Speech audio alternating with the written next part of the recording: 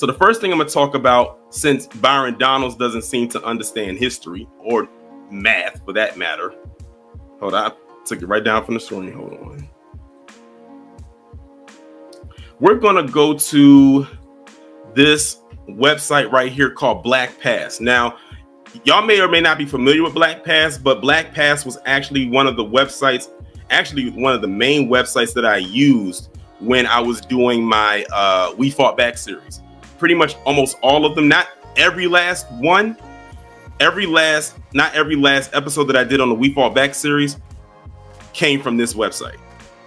It's a good website. It has a lot of information on there. So we're going to look up what is 40 acres and a mule by definition. And it was posted on December 15th, 2007 by a man named Devin McCurdy. What is 40 acres and a mule? The phrase 40 acres and a mule evokes the federal government's failure to redistribute land after the Civil War and the economic hardship that Black Americans suffered as a result. As Northern armies moved through the South at the end of the war, Blacks began cultivating land abandoned by whites. Rumors developed, it almost sounds like white flight, doesn't it? It almost sounds like an early version of white flight. Rumors developed that land would be seized from Confederates and given or sold to freedmen. These rumors rested on solid foundations. Abolitionists had discussed land redistribution at the beginning of the war, and in 1863, President Abraham Lincoln ordered 20,000 acres of land confiscated in South Carolina, sold to freedmen in 20-acre plots. Secretary of the Treasury Salmon Chase expanded the offering to 40 acres per family. In January 1865, General William T. Sherman met with 20 Black American leaders who told him that land ownership was the best way for Blacks to secure and enjoy their newfound freedom. On January 16th of that year, Sherman issued Special Field Order number 15. The order reserved coastal land in Georgia and South Carolina for Black settlement. Each family would receive 40 acres. Later, Sherman agreed to loan the settlers' armies mules. 6 months after Sherman issued that order, 40,000 former slaves lived on 400,000 acres of this coastal land.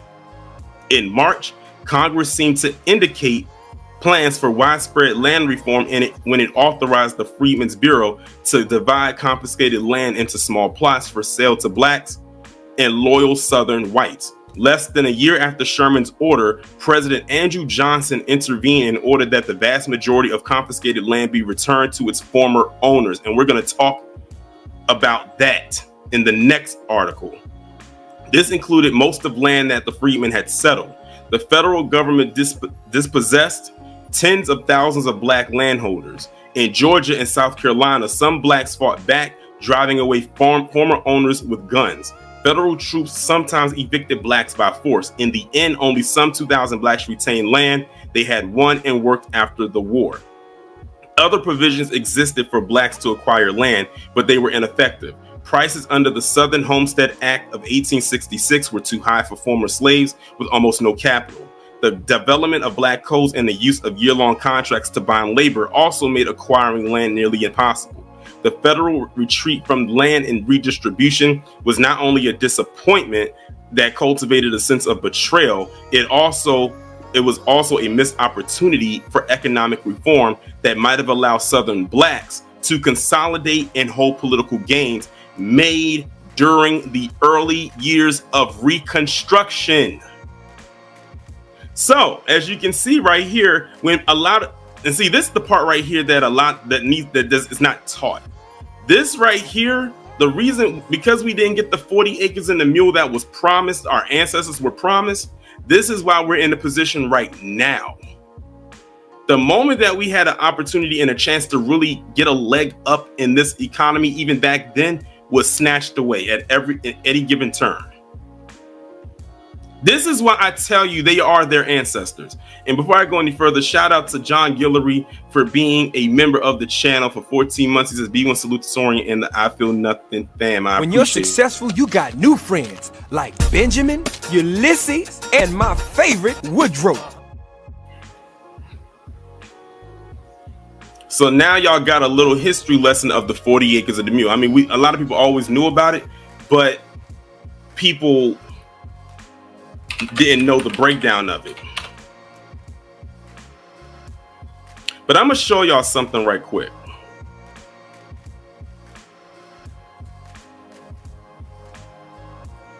I'm gonna show y'all an example of what 40 acres looks like, just in case y'all just in case y'all need a visual aid of what 40 acres looks like.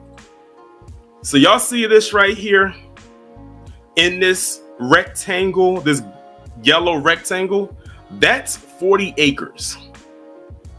Imagine if every last free slave got the 40 acres that was promised, how that would look. This is just 40 acres right here. Imagine if that was expanded thousands of times. We would probably be owning whole states. As a matter of fact, I'm not even saying probably, we would own whole states.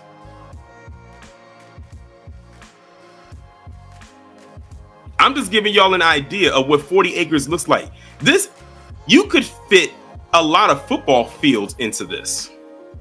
I want y'all to understand that. Not the stadium, but just the football field itself.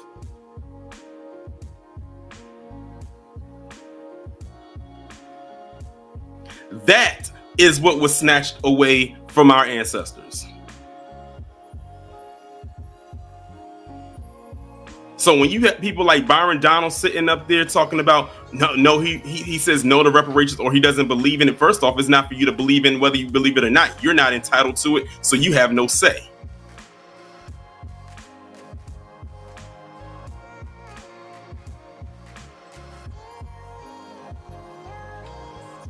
And then you gotta think, own the land, work the land. You can put stuff on the land, make money off of it. Oh, just the thought, just the reimagining of where we would be if we were left alone post-slavery.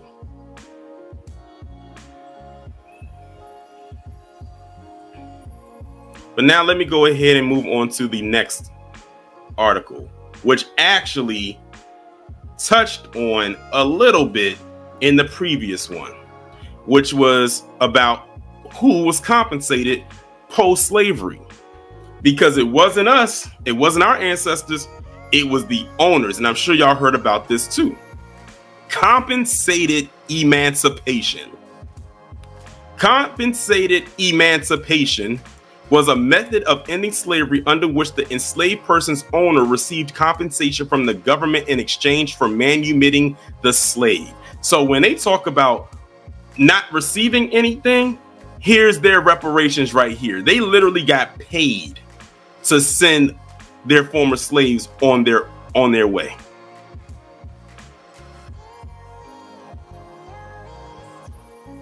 This could be monetary, and it could allow the owner to retain the slave for a period of labor as an indentured servant.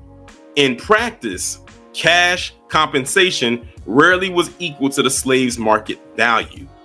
A number of countries enacted forms of compensated emancipation. In the United States, however, no nationwide compensation system was ever put in place. Only the District of Columbia, which was under federal control, used compensated emancipation as part of ending slavery in 1862.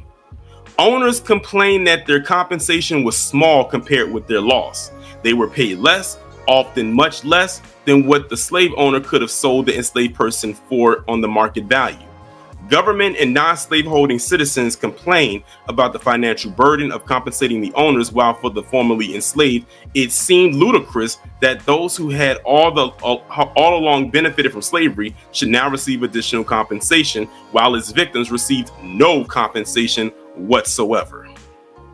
Historian Eric Foner even wrote, even Haiti, where slavery died amid a violent revolution, agreed in 1824 to pay a large indemnity to former slaveholders in exchange for French recognition of its independence. No one proposed to compensate slaves for their years of unrequited toil. Compensation of slaveholders has been viewed as akin to compensating a thief for returning stolen property or paying ransom to a kidnapper for releasing his victim, and therefore not so much compensation as a reward for committing what should be a crime.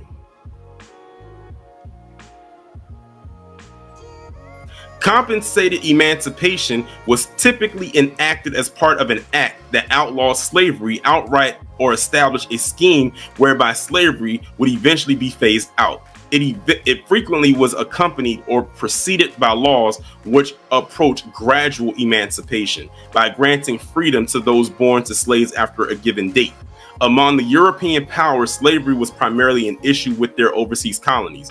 The British Empire enacted a policy of compensated emancipation about 40% of for its colonies in 1833, followed by France in 1848, Denmark in 1849, and the Netherlands in 1863. Most South American and Caribbean nations emancipated slavery through compensated schemes in the 1850s and 1860s, while Brazil passed a plan for gradual compensated emancipation in 1871, and Cuba followed in 1880 after having enacted freedom at birth a decade earlier. To be sure, indentured servitude represented for the formerly enslaved an improvement over slavery itself. Those indentured could not be forcibly relocated. Children and other family members could not be taken away by force, and they could no longer be whipped or violated. However, they were still not free.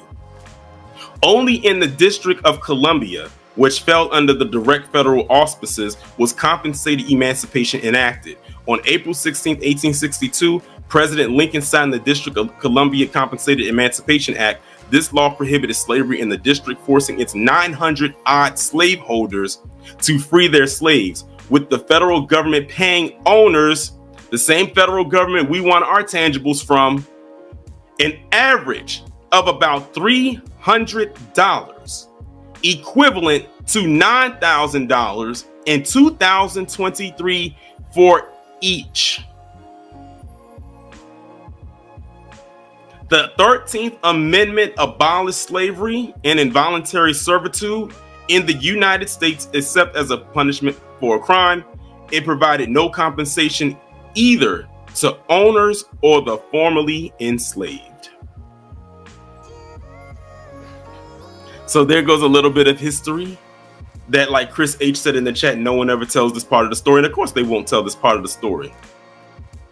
You know they gotta put loopholes in there somewhere.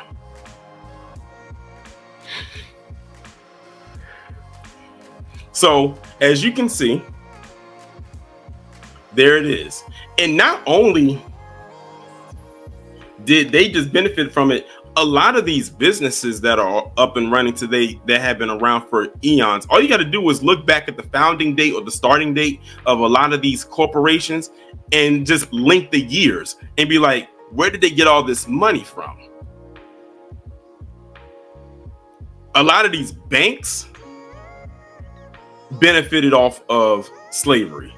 A lot of them, especially if they've been around for hundreds of years. Now, of course, if it's like one of these like new up and coming banks, then most likely not. But if they've been around since being damn near the inception, then yeah, they definitely benefited. So that's that part right there.